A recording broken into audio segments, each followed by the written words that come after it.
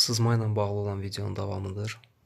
Burada 3 montaj üsulu qeyd etmişəm. Başlayaq bu birincisindən. Bu birinci variantda bu borulardan da istifadə edə bilərsiniz.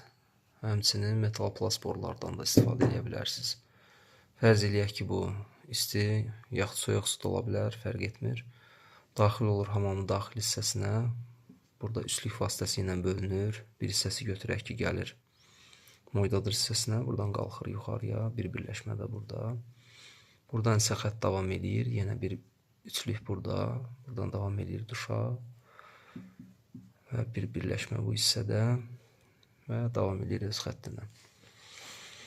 Gördüyünüz kimi burada artıq 1, 2, 3, 4, 5, 6, 7 birləşmə əmələ gəlir.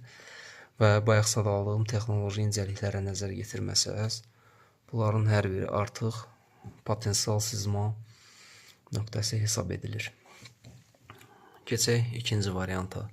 İkinci variantda isə yalnız metal plast borudan istifadə olunur. Əgər xətt uzundursa, bunu 20-lik də eləyə bilərsiniz. Misal üçün, soyuq su xətt daxil olur hamama. Bunun öz döngəsi ilə borular rahat bir şəkildə qatlanır. 90 dərəcə ilə dönür və buradan götürək yuxarı hissədən də moydadırın yuxarı hissəsindən bu birləşmə vasitəsilə daxil olur bura və buradan davam edir öz xəttinə. Bunu resirkulyasiya xəttində də istifadə etmək olar bu birləşməni. Sonra həmçinin davam edir, gəlir buradan, qalxır duş hissəsinə 100 və yaxud da 110 sm hündürlükdə buradan dönür, yenidən qayıdır və başqa bir hissəyə gedir. Resirkulyasiya xəttində isə sadəcə geri dönüş eləyir. Bu ikinci variant. Bu variantı da güvənli hesab etmək olar. Və üçüncü variant isə hansı ki, isti soyuq su kollektorları ilə yığılan sistemdir. Birbaşa kollektorun özündən hər yerə ayrıca bir xətt gedir. Həm moydadıra, həm duşa və yaxud da ki, başqa bir istiqamətə.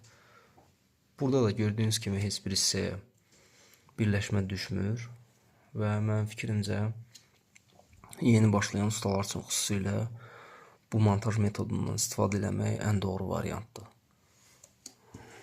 Bu birincisi isə ən yararsız olanı və ən çox problem yaradanı. Su sızma səhifələrini izləsəz, həm bizim yerli, həm xaricdə olanları görəcəksiniz ki, ən çox problem bu montaj sxemində əmələ gəlir.